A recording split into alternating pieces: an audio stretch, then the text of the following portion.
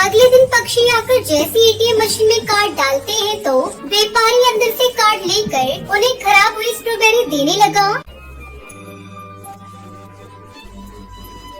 मीरापुर गांव में हर मंगल को सब्जी मंडी लगती थी। उस मंडी में टुनटुनी नाम की एक चिड़िया स्ट्रॉबेरी वाले के पास गई और बोली, अरे भैया 2.5 किलो स्ट्रॉबेरी कितने रुपए किलो दे रही हो? 150 रुपए किलो दे रहा हूँ। टुनटुनी ये सुनकर मनी मन में खुश होने लग जाती है। ये देखकर दुकानदार बोलता है, आपके खुश होने की वजह मैं पूछ सकता हूँ? मेरे पति ने पहली दफा खेत में स्ट्रॉबेरी उगाई है। अगर ऐसे ही हमारी सारी स्ट्रॉबेरी बिक जाए तो फिर तो हम खुशहाल हो जाएंगे। मैं बहुत खुश हो रही हूँ। टुनटुनी का पति खेतों में जाकर अपनी सारी फसल काट कर एक गाड़ी में भर लेता है और फिर उसे गांव के व्यापारी के पास लेकर जाता है। अरे भाई, स्ट्रॉबेरी दुकान पर 150 रुपए के हिसाब से बिक रही है। मैं आपको 50 रुपए किलो के हिसाब से देता हूँ। इससे आपको भी फायदा होगा और मुझे भी।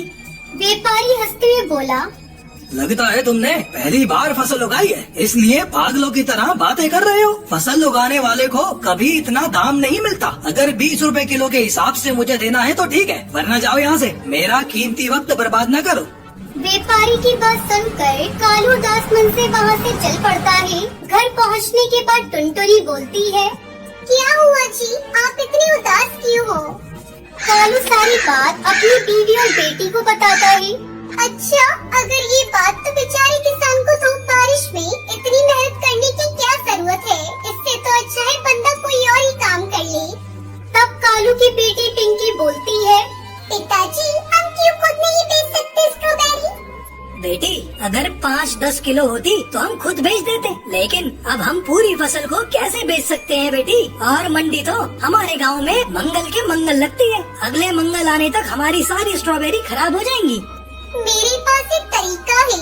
एटीएम से जब पैसे निकाल सकते हैं ना, वैसे स्ट्रॉबेरी का एटीएम हम बना लेते हैं और जिसको स्ट्रॉबेरी चाहिए होगी वो पैसे डाल कर ले लेगा। ये आइडिया तो बिल्कुल ठीक है। इस तरह कस्टमर को भी फायदा होगा और हमें भी।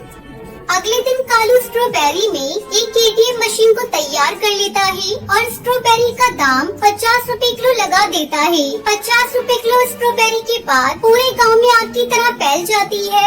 इस तरह स्ट्रॉबेरी एटीएम मशीन के पास रश लग जाता है। इस तरह कालू की सारी स्ट्रॉबेरी बिक जाती है। ये सब होता देखकर गाँव के व्यापारी बंटी को बहुत गुस्सा आया।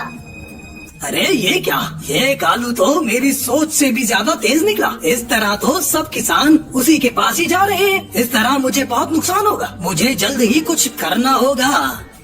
उस रात व्यापारी सारी खराब स्ट्रॉबेरियाँ लेकर एटीएम मशीन में बैठ गया। अगले दिन पक्षी आकर जैसे एटीएम मशीन में कार्ड डालते हैं तो व्यापारी अंदर से कार्ड लेकर उन्हें खराब हुई स्ट्रॉबेरी देने लगा। ये देखकर पक्षी गुस्से से लाल हो जाते हैं और कालू को सुनाने लगते हैं, अरे ये क्या, मैंने तो खुद एटीएम मशीन में साफ स्ट्रॉबेरीज डाली थी। जरूर दाल में कुछ काला है। कालू ने एक लोहे को काट की तरह काट कर आग में जलाया और उसे मशीन में डाला। अंदर से व्यापारी जैसे ही कार्ड को पकड़ता है तो उसका हाथ जल जाता है। ओ मर गया रे, बचाओ, मर गया रे। व्यापारी की आवाज सुनकर पक्षियों ने दरवाजे से व्यापारी को बाहर निकाला और खूब मारा और वहाँ से भगा दिया। अब सब पक्षी कालू के स्ट्रॉबेरी एटीएम की मशीन से स्ट्रॉबेरी खरीदने लगी। अब वो अपनी पत्नी और बेटी के साथ खुशी खुशी रहने लगा।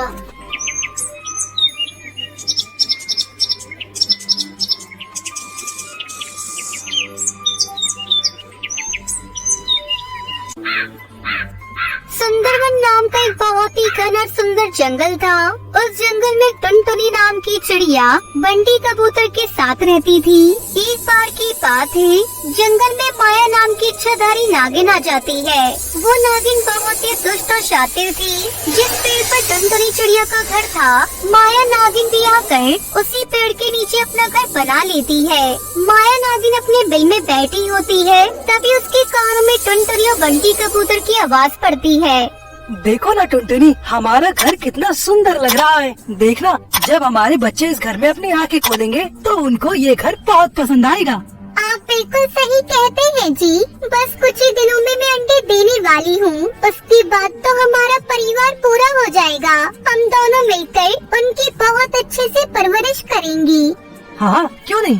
बस अपने अंडों को हमें कुछ दिनों तक खतरे से महफूज रखना होगा। हम दोनों मिलकर अपने बच्चों की रक्षा करेंगे। देखना, हमारे बच्चों पर कोई भी खतरा नहीं आ पाएगा। माया नागिन जब टुनटुनी और बंटी की बातें सुनती है तो वो बहुत खुश हो जाती है। करने के लिए ज्यादा मेहनत भी नहीं करनी पड़ेगी। मेरे शिकार ने तो खुद मुझे ढूंढ लिया है।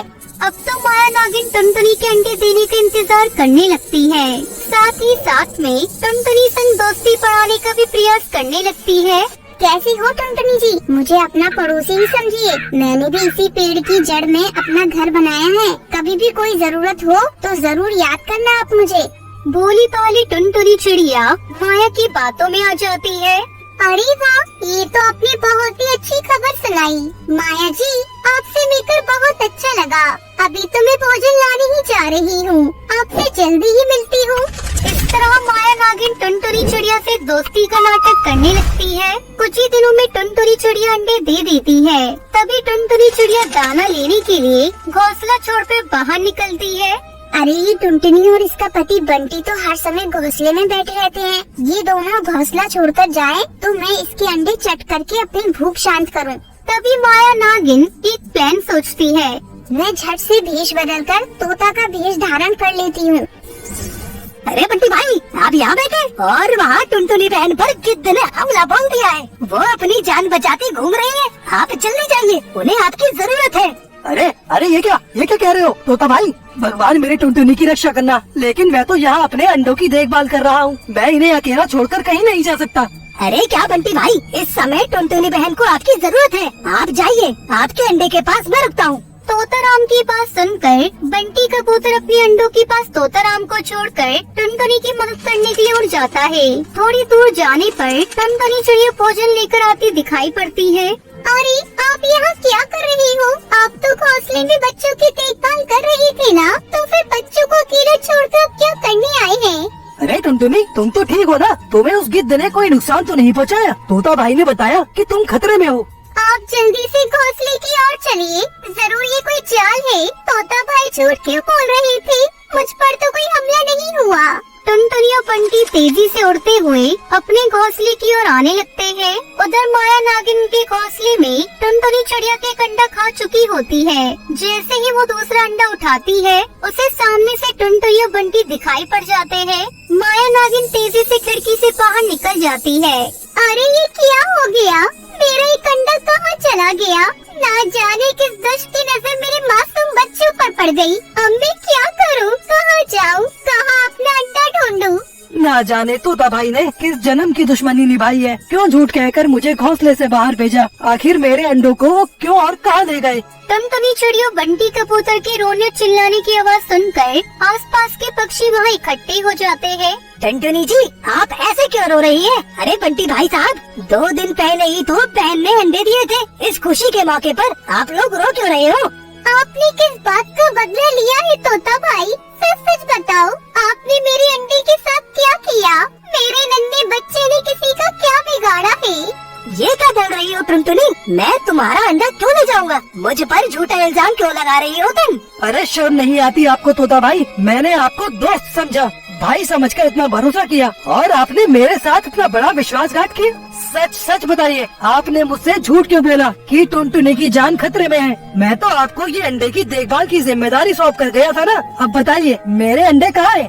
अरे बंटी भाई, मैं कब आया आपके घर पे? मैं तो अभी अभी भोजन लेके लौट रहा हूँ। बंटी कबूतर टुनटुनी चिड़िया तोताराम की झगड़ने की आवाज सुनकर माया नागिन मनी मन बहुत खुश होती है। हाय राम, ना जाने कैसे पक्षी रहते हैं इस जंगल में। बेचारी टुनटुनी का एक अंडा ही गायब कर दिया। मुझे तो बहुत दुख हो रहा है। टुनटुनी जी, आप बिल्कुल फिक्र न करें। अब से जब भी आपको भोजन के लिए जाना होगा, आप मुझे बता दें, मैं आपके बच्चों की रक्षा करूंगी।